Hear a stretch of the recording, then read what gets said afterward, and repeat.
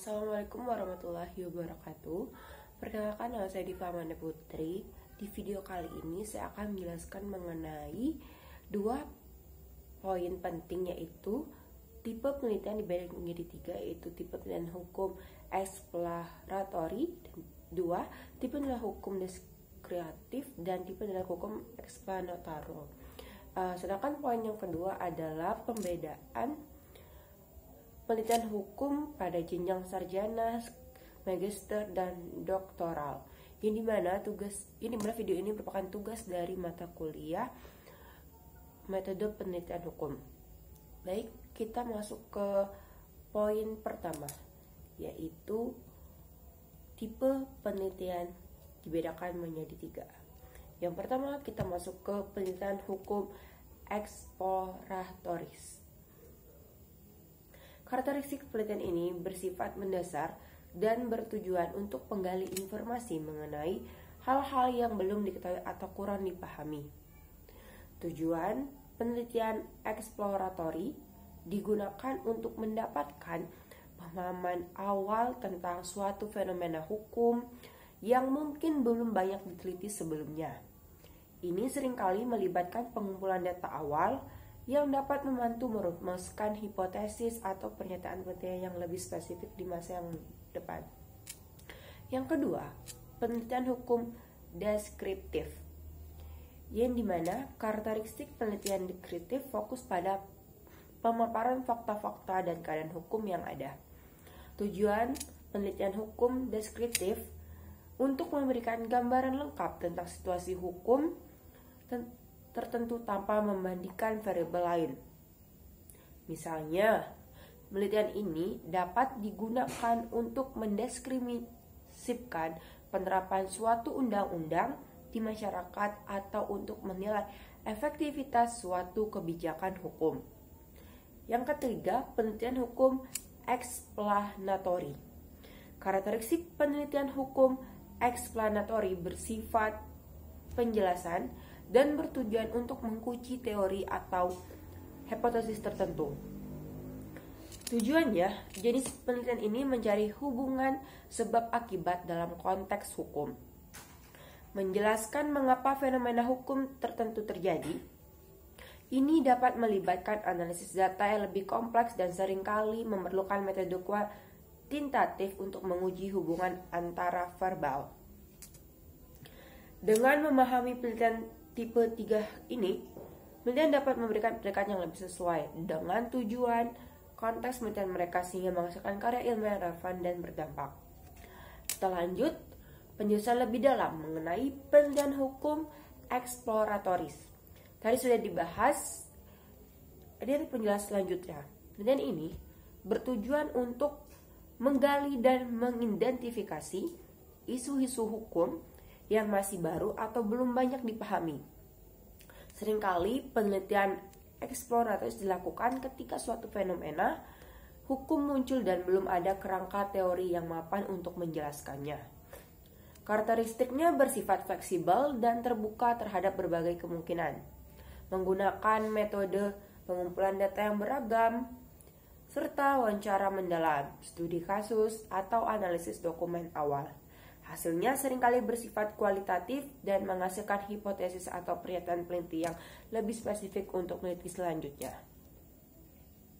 Contohnya, penelitian tentang dampak hukum dari penggunaan kecerdasan buatan dalam pengambilan keputusan peradilan. Yang kedua, penelitian hukum deskriptif. Tujuan penelitian ini bertujuan memberikan gambaran yang jelas dan rinci mengenai suatu fenomena hukum. Penelitian deskriptif berusaha menjawab pernyataan apa mengenai suatu isu hukum. Karakteristik menggunakan metode pengumpulan data yang sistematis dan terstruktur, seperti survei, analisis statis, atau studi dokumen. Hasilnya seringkali disajikan dalam bentuk tabel, grafik, atau diagram. Fokus pada pengumpulan data faktual dan objektif. Contohnya, penelitian tentang tingkat kepatuhan masyarakat terhadap peraturan lalu lintas di suatu wilayah. Masuk ke penelitian hukum explanatory. Mungkin di awal tadi sudah dijelaskan mengenai penelitian hukum explanatory, tapi di sini kita menekankan kembali tujuan penelitian ini bertujuan untuk menjelaskan hubungan sebab akibat antara berbagai faktor dalam suatu fenomena hukum. Penelitian explanatory berusaha menjawab pernyataan mengapa mengenai suatu isu hukum. Karakteristik menggunakan metode penelitian yang ketat seperti eksperimen atau analisis regresi. Membutuhkan hipotesis yang lebih jelas dan terukur. Hasilnya diharapkan dapat memberikan kontribusi pada pengembangan teori hukum. Contohnya, penelitian tentang pengaruh faktor ekonomi terhadap tingkat kejahatan di suatu negara. Tambahan informasi, selain 3 tipe hukum yang sudah saya jelaskan, seringkali juga ditemukan pengelompokan tipe penelitian hukum menjadi yang pertama, penelitian hukum normatif.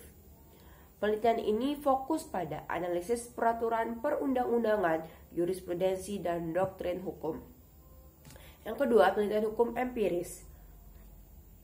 Penelitian ini fokus pada pengamatan dan analisis perilaku masyarakat dalam kaitannya dengan hukum.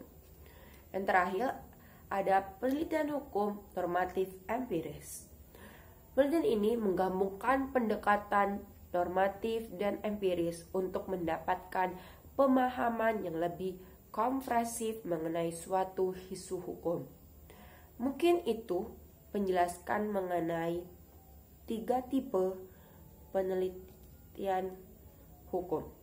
Selanjutnya, kita masuk ke topik yang kedua, yang dimana perbedaan penelitian hukum dari jenjang sarjana, yaitu skripsi, magister, tesis, dan doktoral disertasi.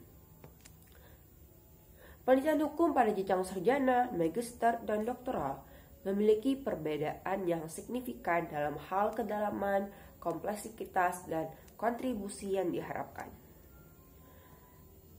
Kita masuk ke penjelasan mengenai skripsi, di mana di jenjang sarjana. Tujuan adanya skripsi menunjukkan kemampuan masyarakat mahasiswa dalam menerapkan pengetahuan hukum yang telah dipelajari, melatih kemampuan dasar dalam penelitian hukum seperti identifikasi masalah, pengumpulan data, analisis, dan penulisan ilmiah. Ruang lingkup biasanya lebih sempit dan berfokus pada isu-isu hukum yang relatif sederhana. Lebih banyak bersifat deskriptif dan analitis dengan pendekatan pada penerapan teori hukum pada kasus yang konkret. Kontribusi diharapkan memberikan pemahaman yang baik tentang isu hukum yang diteliti. Kontribusi keilmuan bersifat terbatas di jenjang sarjana, yang dimana lebih menekankan pada penguasaan metodologi penelitian.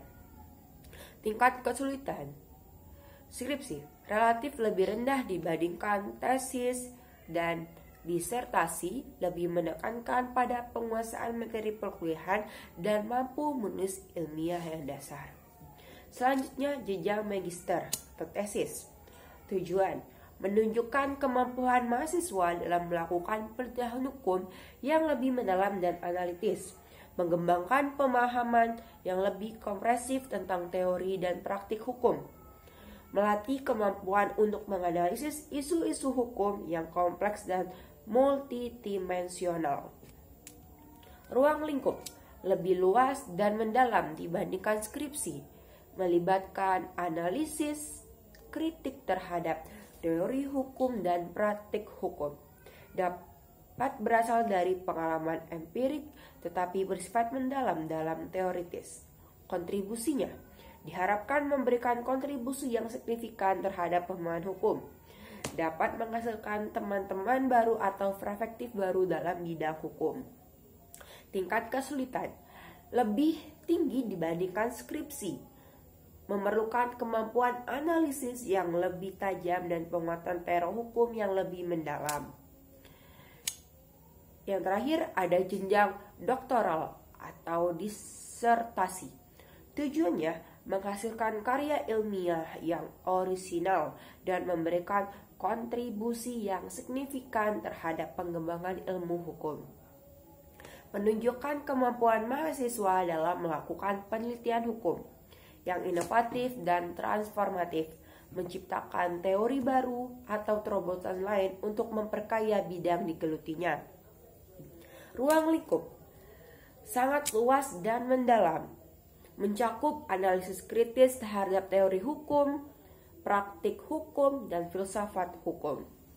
Melibatkan penelitian yang inovatif dan menghasilkan temuan-temuan baru yang signifikan berangkat dari kajian teoritis dengan dukungan fakta empirik sehingga permasalahan yang digali sangat mendalam dan spesifik. Kontribusi diharapkan memberikan kontribusi yang sangat signifikan terhadap pengembangan ilmu hukum, dapat menghasilkan teori hukum baru, paradigma baru, atau solusi inovatif terhadap masalah-masalah hukum yang kompleks. Tingkat kesulitan paling tinggi di antara ketiga jenjang, memerlukan kemampuan analisis yang sangat tajam, penguatan teori hukum yang mendalam, dan kemampuan untuk melakukan penelitian yang inovatif. Secara singkat, skripsi fokusnya pada penerapan pengetahuan hukum, dasar, dan penguasaan metode penelitian. Sedangkan di tesis fokus pada analisis mendalam, isu-isu hukum yang kompleks, dan kontribusi terhadap pemahaman hukum.